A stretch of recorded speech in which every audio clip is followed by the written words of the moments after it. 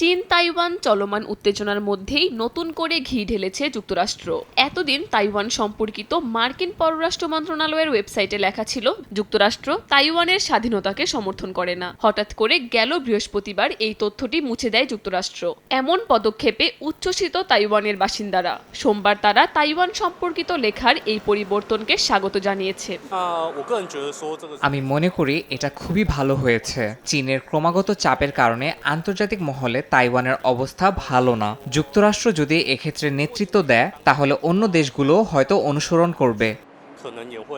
যুক্তরাষ্ট্রের এ পদক্ষেপের প্রশংসা করেন তাইওয়ানের পররাষ্ট্রমন্ত্রী লিন সিয়াং লাং। জানান ওয়াশিংটন তাইপে দ্বিপাক্ষিক সম্পর্কে এটি একটি ভালো অবস্থান। তবে এই পরিবর্তনের বিষয়ে অনেকে বিরূপ মন্তব্য করেছেন। তাদের মতে চীনকেও প্রয়োজন তাইওয়ানের, তাই এক্ষেত্রে উন্নতির দিকেই বেশি মনোযোগী হওয়া দরকার। শব্দের পরিবর্তন অর্থহীন। আমাদের উচিত অর্থনীতির দিকে নজর দেয়া। বিশ্ববাজারে এটাই গুরুত্ব রাখে।